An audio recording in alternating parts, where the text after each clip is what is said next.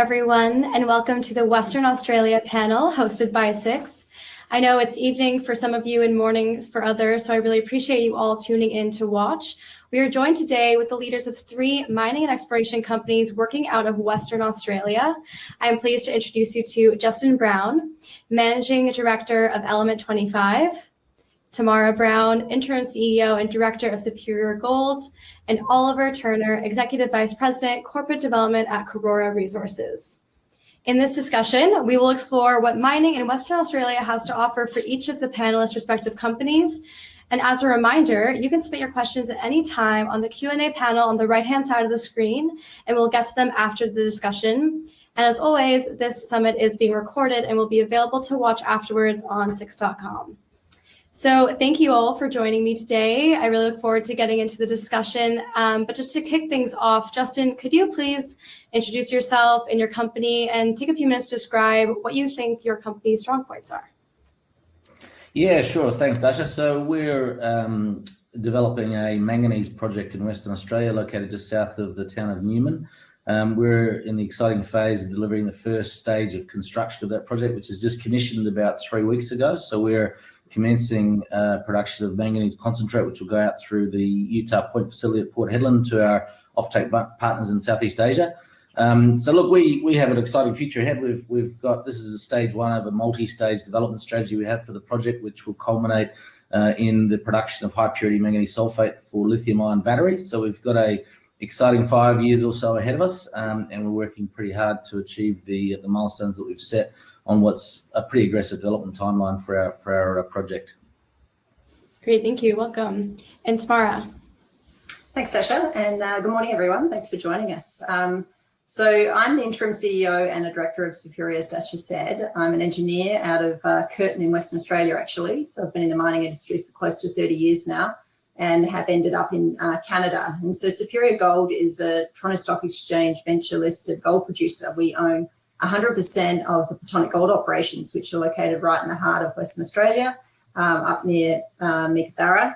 And so Plutonic Gold operations, for those that don't know, it's an underground mine and some open pit projects that used to be owned by Barrick and then more recently Northern Star. So this is a big gold deposit that has produced in and around 6 million ounces of gold, and it's been in continuous production since 1990. So it's a big historic gold mine, one of WA's largest historic gold productions. So some of our investment highlights, we always note that one of our top investment highlights is that we are located in Western Australia, which we believe is the top mining jurisdiction in the world. And we own a big operating gold mine with all the associated infrastructure around it.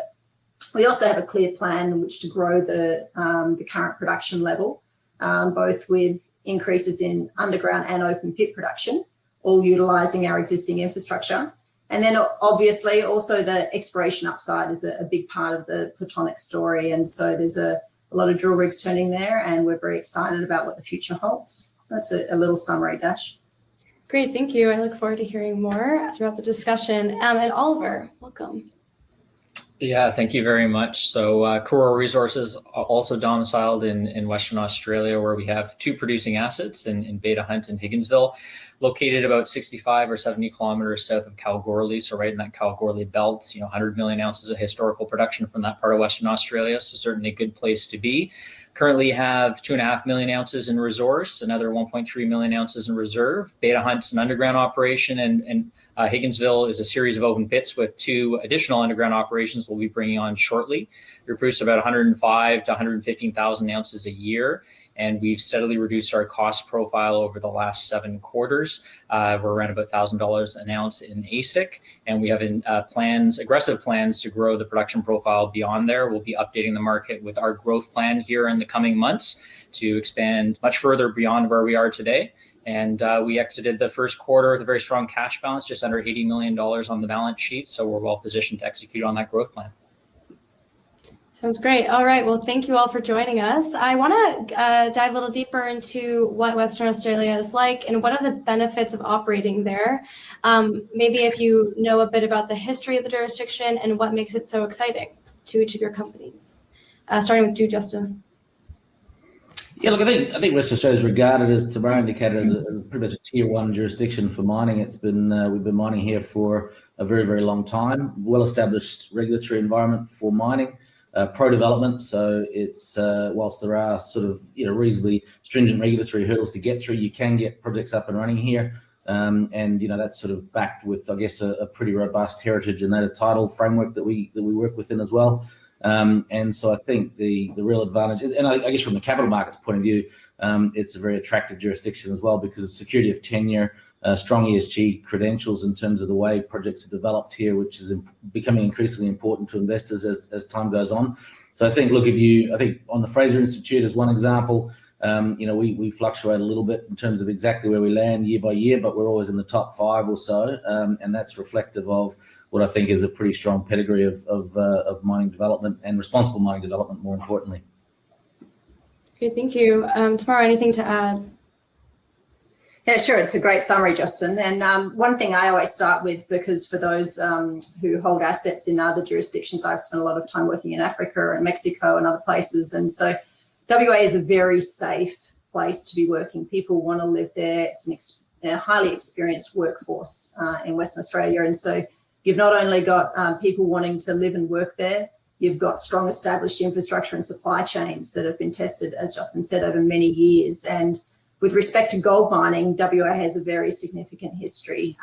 Obviously, back in the 1800s, there was the gold rush, and then, very quickly, WA became one of the largest producers of gold in the world. So for us as a gold producer, people do think of gold production when they think of Western Australia. Obviously, we've got the Perth Mint located in WA, which is one of the world's largest gold refiners. And so there are many advantages to having an operation operating here. And I think we've seen that quite clearly in the last year, where we've been able to operate effectively uninterrupted with a global pandemic going on. And so many of our Canadian and other North American peers have been significantly impacted by this pandemic. So I think that WA certainly rose to the top in the last year as far as a good place to be doing business and a good place to be owning and operating a gold mine.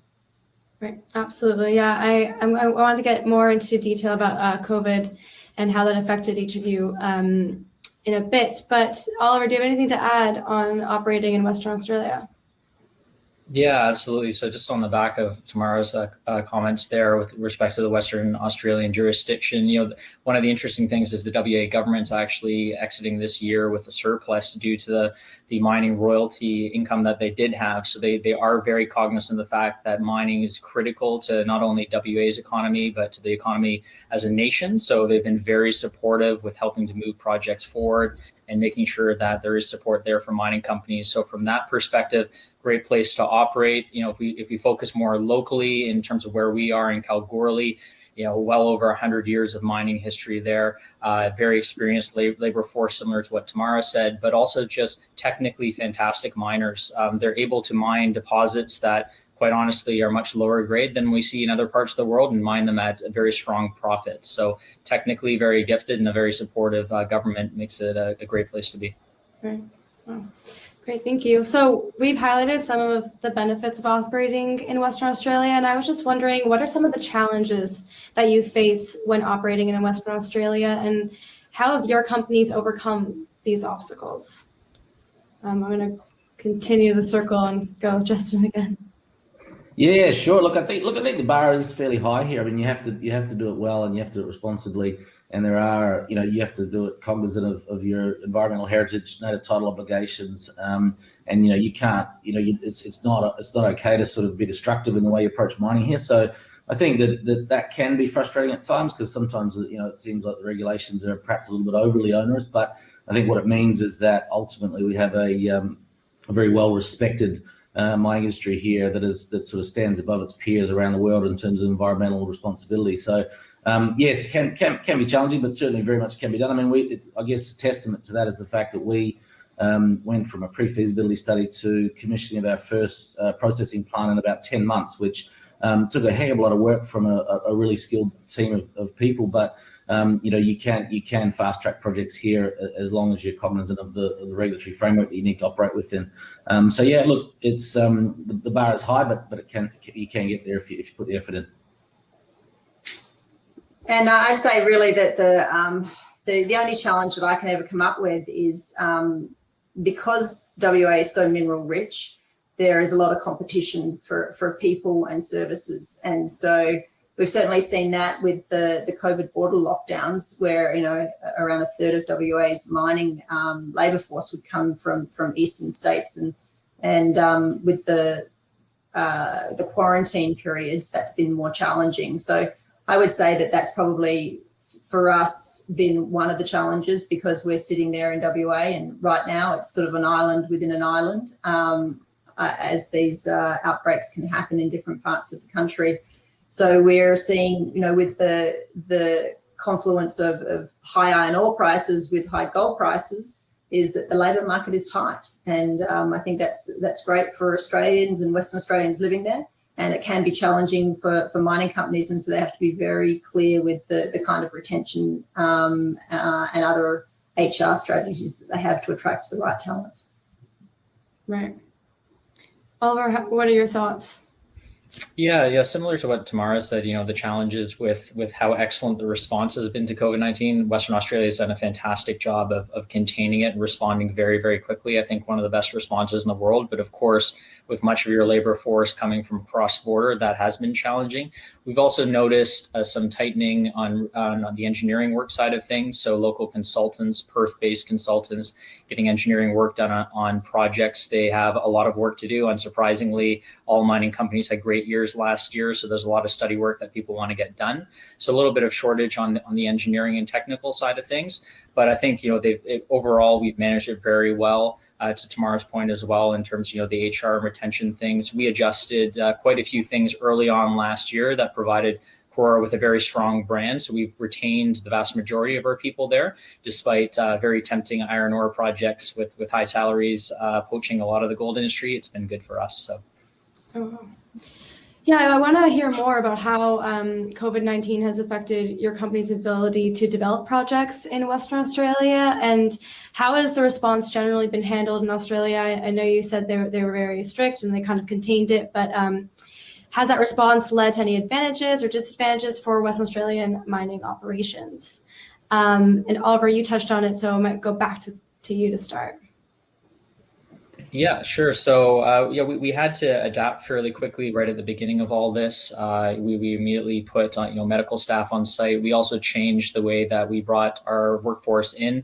We chartered flights directly to our operations to make sure that personnel were coming directly to our site rather than going through Kalgoorlie. We also changed rosters and timing of working, so it would help out people getting back and forth from other parts in Western Australia. So that response has been very successful. With respect to new projects, look, I think the restrictions are affecting the labor departments as well. So we have seen a bit of a slowdown in approvals. Simply put, there's just not as many people to work through the applications that they usually get. So we have noticed that a little bit. And then finally, on the drilling side, we had about 5 months last year where some third-party drills were parked, primarily due to precautions. If you weren't mining gold, you weren't on our site during that period of time. So some delays there and delays in assays coming back. But overall, we've navigated it very well. Great, thank you. Oh, how about for Superior Gold tomorrow? Yeah, so Dasha, we have a fly-in, fly-out operation from Perth, and so we are able to control our people flow very well. So very quickly, when COVID happened in late February, early March, we immediately put in place an infectious disease management plan. So that included things like pre-flight screening, temperature checks, self-isolation facilities on site. Very happy to say we've had no incidences of COVID either at site or in any of our corporate facilities. But I think that being in Western Australia, being in Australia has been a significant advantage with respect to that, because the government has done such a great job of locking down our borders there. So our travel to site was very controlled. We also went to a 2-on 2-off roster just to limit the amount of people moving and the chance for virus transmission. We've had very little impacts with respect to our operations. So we have had no shutdown periods, but we have a zero tolerance policy with respect to our local Indigenous communities, simply because they're so remotely located. So that has put a slight delay on things like some heritage surveys associated with some of our new projects. But everybody in and around both our operation and in our region are all aligned with this. And so I think that working together, we can help to prevent any kind of a spread, no matter what, really. Because Perth has had a couple of small outbreaks in Perth. And so with our employees flying from Perth, we've had to be very vigilant with respect to that travel. Right. Well, it's great that you haven't had any cases. But I imagine it has delayed, turnaround times. And I guess you were saying with the First Nations, it's taking longer to get certain approvals and stuff. How about for you, Justin? What is it like with Element 25? Yeah, look, very similar comments to Oliver and Tamara, to be honest with you. We've had temperature checks and obviously heightened protocols around infectious diseases and managing people movements in a proactive way. I think just to sort of couple that with the fact that the government's been incredibly proactive in being, very careful about sort of transmission of the virus, but also recognising that the mining industry is a key part of the economy here. And as I think Oliver touched on earlier, that's meant there's been some very strong royalty flows because we've managed to keep the industry going. So from an economic point of view, I think WA's done very, very well, and the government deserves some credit for that, as does the industry, who have reacted very proactively as well with roster management and minimising people movements while keeping the industry going. So look, it's been pretty much a win-win. I mean, the negative that I think the other guys touched on was the labour markets are very tight, and that's to some extent a result of that the hard borders that the government's kind of adopted. But at the same time, it's a double-edged sword because that's what's kind of kept us safe as well. So what the perfect balance is hard to say, but we've done it right. Right, absolutely. Oh, it sounds like it. All right, well, thank you so much. So my last question for all of you is just what catalysts is your company working towards in the coming year? What do we have to look forward to? And what can investors leave today and take away from this discussion? And I'm going to start with you, Tamara, just to mix it up. Sure, thanks, Sasha. So look, Superior Gold's at a pretty important point in its life cycle. We had a number of changes that we brought into effect last year. Operational changes, geological changes. And so we've seen the last 3 or 4 quarters now, I've seen an improvement in the amount of gold and the cost at which we're producing, which is very exciting. So we expect to see some ongoing operational improvements coming out of the underground gold mine. In addition to that, we'll be bringing online open pit mining. And this is what Plutonic was always designed for. It's a big mill and a big operation here because the original Plutonic mine wasn't open pit, and then they later went to the underground. So some of the things that we're looking forward to are bringing out some of the geological improvements that we're seeing here. We're seeing that with improvements in technology, we're able to better understand the ore body that we own, and that's simply by increasing the amount of data that we're using from which we interpret and estimate the ore body and the continuation of that mineralization. So that's making a lot of impact for us, both on an operational and also on an exploration front. So we now have exploration drill rigs turning completely dedicated to opening up this gold deposit, both on the western and on the northern front. Also on a financial basis, in the next month, we'll be fully repaying a gold loan that we had outstanding, and that will result in the company being effectively debt-free going forward and generating an increasing amount of free cash flow, which I think is going to be important for the investment community to recognise and understand. And so the next thing is the open pit project. So we have a couple of small open pit projects coming online, but beyond that, we have a bigger project, which is a pushback of that main Plutonic pit, where we'll be adding 60,000 ounces a year for 6 years from that project. So we're very excited to be advancing that in the next year, completing the necessary heritage surveys and getting that project permitted. So I think that's an exciting future for Plutonic, where we have 2 parts of the business, both the underground and the open pit, and we're going to be advancing them both at a steady rate. That's great, thank you. And Justin, what are you looking towards? Yeah, so I guess we're a little bit earlier in the journey to the other 2 attendees this morning, in that we've just commissioned our first plant, or first stage of our process plant. So it's really for us about ramping up, getting to nameplate, obviously making sure we achieve the margins that we set out to achieve. Fortunately, we're fully funded, having just done a substantial capital raising, so we're debt free as well. all funded through equity. And we've also got sufficient capital to develop a stage 2 expansion case for the project as well, which will increase the volumes of concentrate production from our manganese project. It's a very large resource, so it has a lot of potential to grow quite substantially in coming years. And as I touched on in the first round of questions, we're looking to move into the downstream processing side of things as well. So we've got a well-advanced flow sheet developed to leach our manganese into a high-purity battery-grade manganese sulfate product, and that will be the focus of feasibility study work over the next 6 to 12 months. So very, very busy, Dasha, to be honest, but fully funded and a great team. Sounds like it.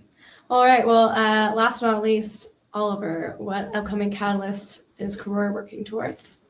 Yeah, so lots in the chamber for this year. First and foremost, obviously, we're pretty close to the end of the second quarter here. We're going to be delivering our growth plan to the market. So that'll be across all of our assets here. We're quite excited to deliver a multi-year guidance to the market and how we plan to execute on that over the next several years. We're already kicking off on the first phase of our mill expansion. In fact, we're ahead of schedule where we increased the mill. We're going to be increasing the mill by 15%, but we're up to 1.5 million tons per annum right now. We were at 1.4 and we're headed towards 1.6. So we should be exiting the year at that rate, which will be excellent. Lots of drilling going on across our properties. One of the benefits of uncapping these properties with royalty removals last year was we can spend a lot more with respect to exploration. So we're spending $20 million this year. Prior owners, just for context, were spending about $300,000 a year. So lots of news flow coming through there.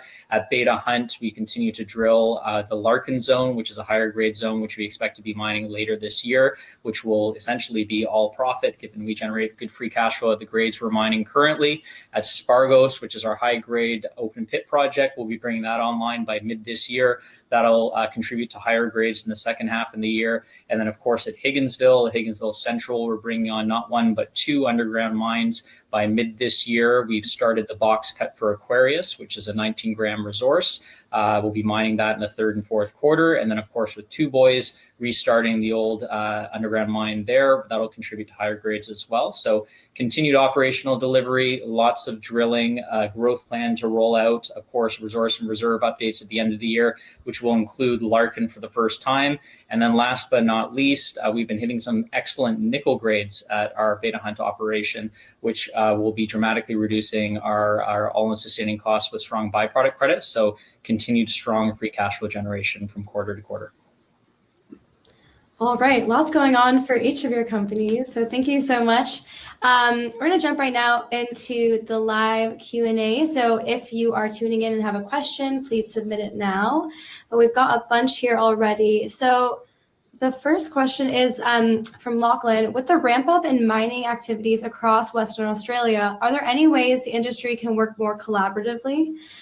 Which I think is an interesting question. But specifically, Lachlan says, for Justin, with Firebird looking, I see that it's just, he says that is not far from Butcherbird and a short distance from the town of Newman. Do you think that there will be any collaboration or synergies there? Look, anything's possible. I mean, certainly they're proximal to us.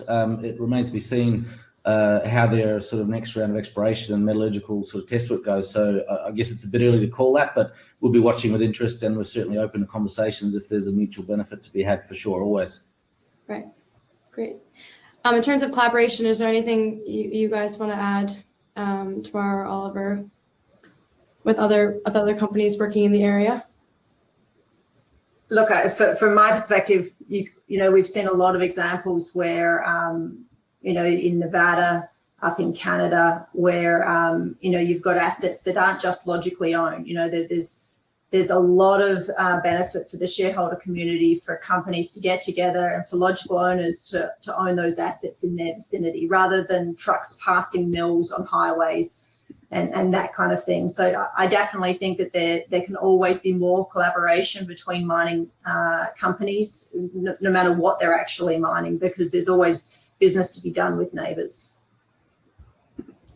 Great, thank you.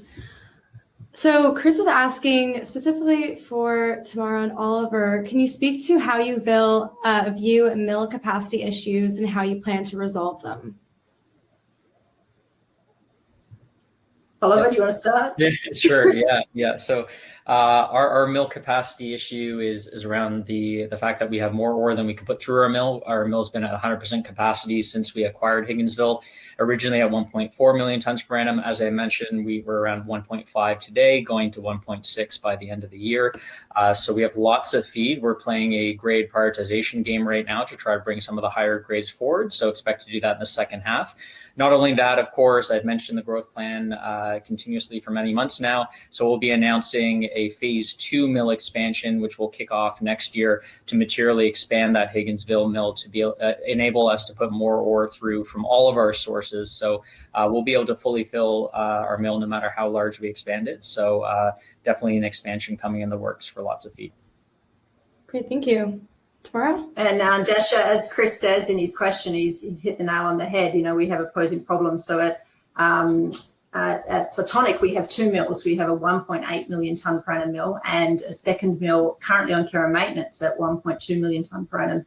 It's an oxide mill, the second mill. So back in Barrick's days, they were producing from this asset in and around 330,000 ounces of gold a year.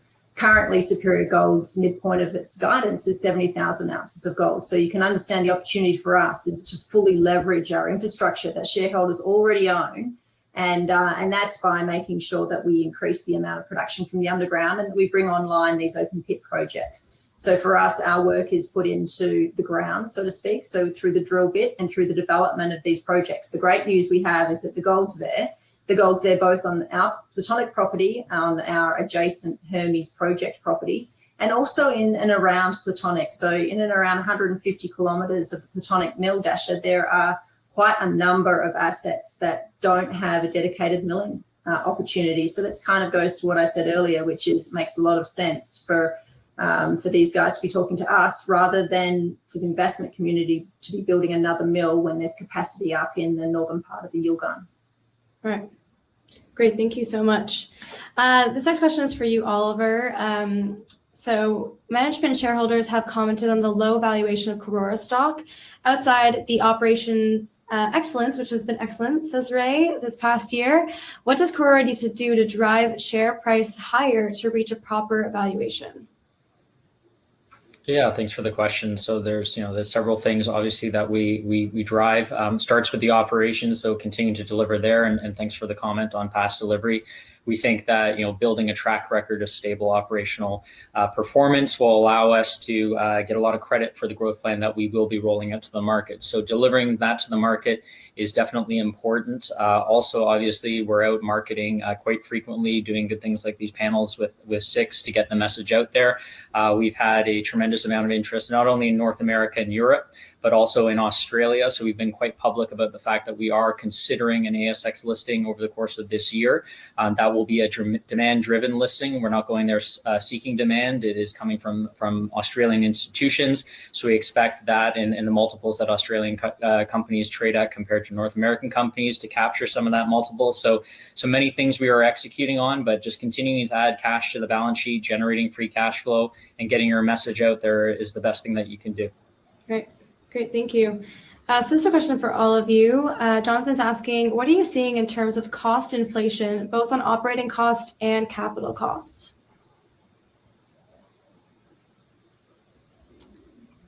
Go ahead.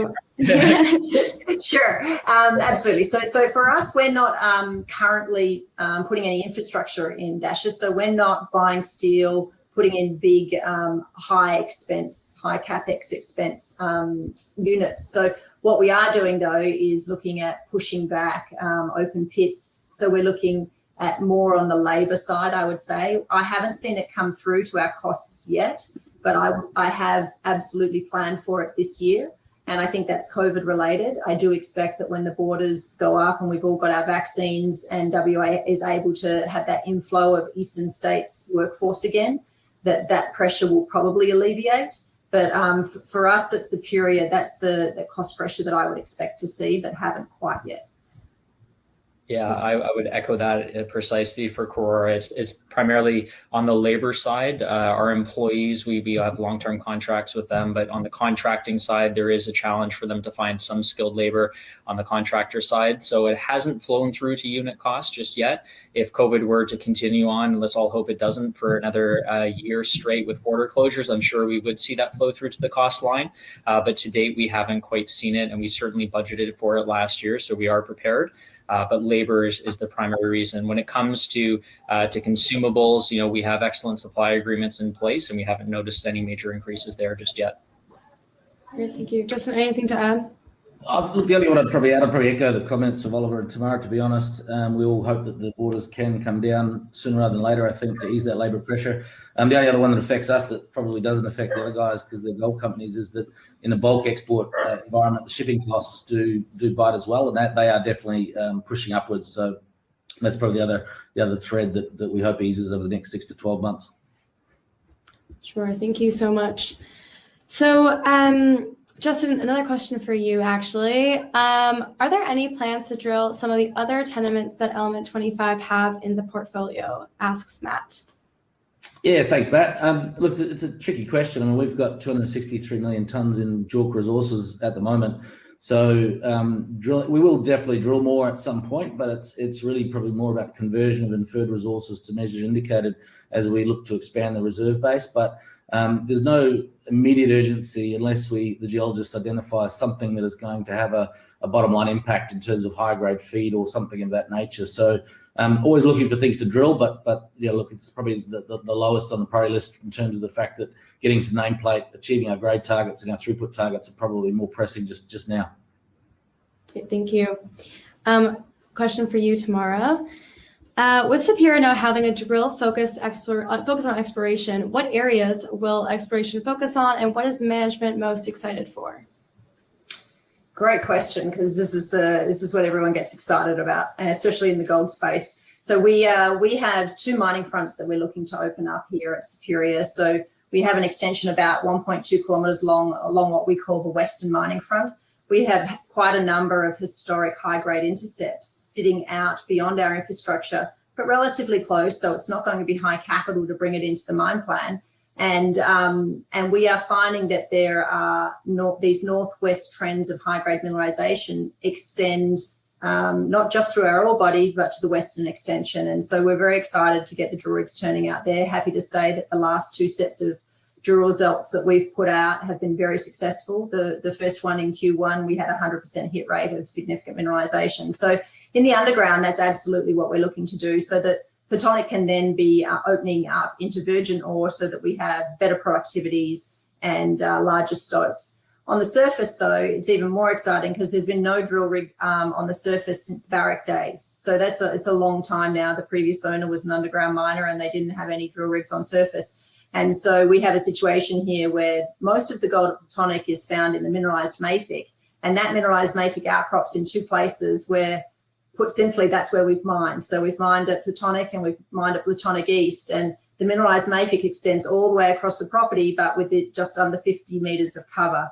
So now for the first time, we're going to be putting a drill rig on surface and just sequentially targeting that. So they're the 2 areas, and I'm probably equally excited about the exploration results that we look to be able to put out this year from the underground and the open pit.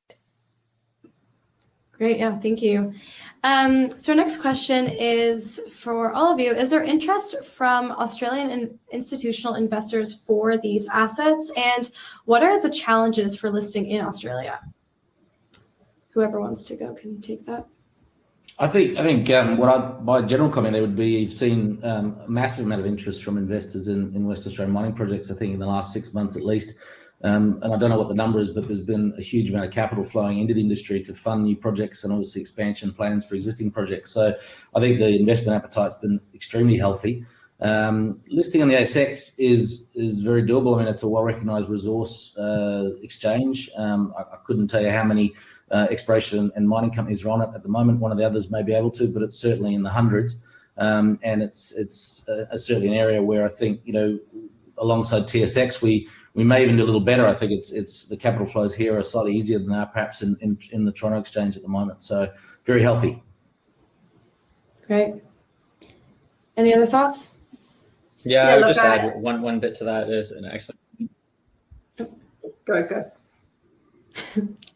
Okay. Yeah. No. So this is just one other thing. That there's a really interesting pool of capital in Australia with the superannuation funds that you have there. It's over $1.6 trillion worth of capital that is somewhat captive in Australia. So listing in Australia, there's huge appetite for anyone that's listed on the ASX 300, 200, and 100. So if you're able to get yourself onto those indexes, which we would certainly qualify if we were to list in the ASX, we expect a lot of generalist buying as well as the specialist resource funds. So definitely a very strong situation there.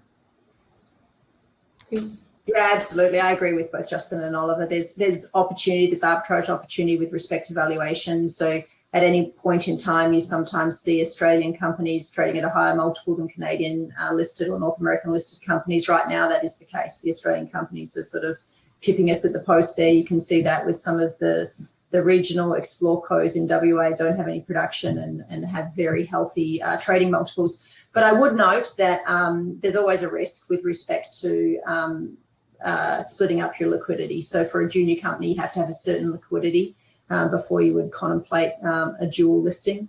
Quite often, a dual listing will come via M&A activity. So whether you have CDIs listed in Australia along with your TSX listing. I think the advantage of being TSX listed is that we do have access to the largest capital pool in the world here in North America. And they are very educated about Australia, and they have a healthy appetite for Western Australian gold assets and resource assets in general. So I think that we do have the advantage where, even though it's a long way away, our investors are certainly very educated about WA. But I do see the opportunity for the ASX at the right time. Great, thank you. Oliver, Dave is asking if you can please confirm that the company growth plan will be released to the market before the second quarter numbers come out. Yep, that's our plan. We're on track. All right, perfect. Thank you. Randy is asking, is there a limitation in milling capacity that has an effect and possible deals in the making?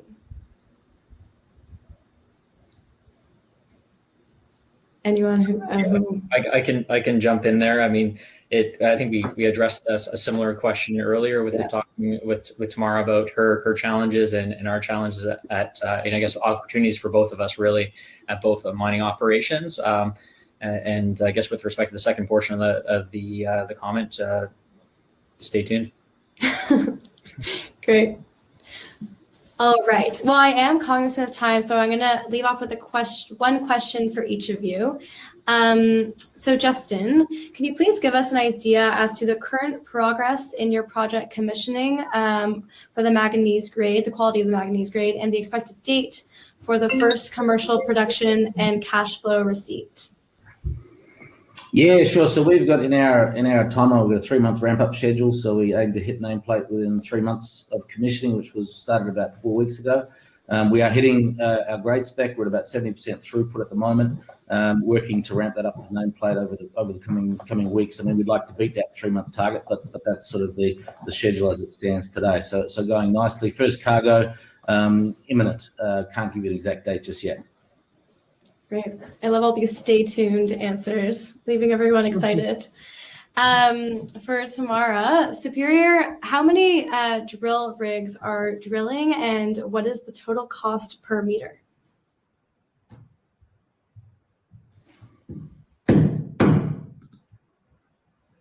Oh, I think she might be frozen, so I'll go to a question for Oliver.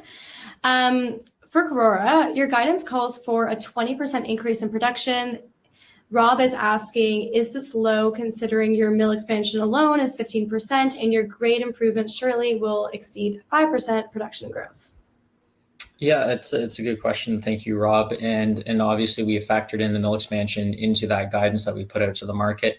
One of the things we have to be cognizant of with Higginsville is it's not just grade, it's also blend that's very important. We have a blend of harder material coming from Beta Hunt, and we also have softer material from Higginsville that must be blended there. We've done a tremendous job at the operational level. Our mill managers have done excellent work there. with respect to keeping mill availability up, where we're north of 95% on a consistent basis, as well as recoveries at 93%. And that is not just grade dependent, that is also blend dependent. So it's very important that we have the right blend going into that mill. So as we expand this mill, we need to maintain that blend. So all of that increase cannot translate into a grade increase. We do expect grades to continue to improve over the course of this year, but that's how we come up with our guidance. Great. Thank you so much.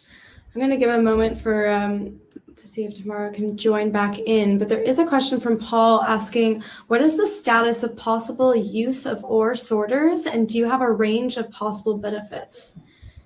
Yeah, so we were conducting work last year, in fact, on ore sorters, and the state border closures that challenged a lot of companies also challenged us. The company that was conducting the work was across the state border. When those opened up, they were able to come across and conduct the necessary work, which was excellent.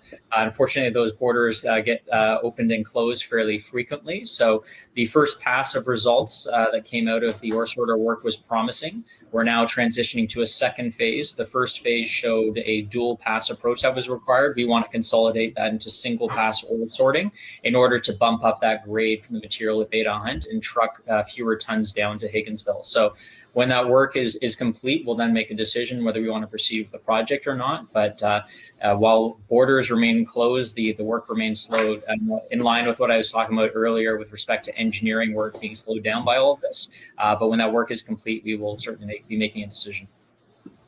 Great, thank you. Tamara, this last question is for you. So how many drill rigs are drilling, and what is the total cost per meter? Thanks, Asha. Sorry about the technical issues there. I'm not sure what happened, so thanks for waiting it out. Yeah, so look, we have 3 drill rigs in the underground right now at Plutonic, and the cost per meter will depend on really the productivity of those drills. So in and around 100, sometimes up to $150 a meter. But what we want to be getting to, only one of them is fully dedicated to exploration drilling right now. And so what we're excited about is getting another underground drill rig. And then in the second half of the year, we'll have a surface drill rig dedicated to those open pit projects on surface. So that's the exciting part of the stay tuned story, as you said earlier. Absolutely. All right. Well, thank you so much, Justin, Tamara, Oliver, for joining us today and giving us all your incredible insight.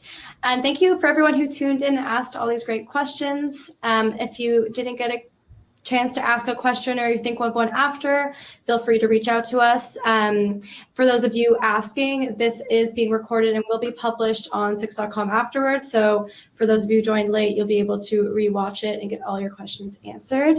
But thank you again, and I hope that you all attend future summits. Have a great day, Justin, and a great night for everyone else. Yeah, thank you very much. Thanks, Asha. Thanks all.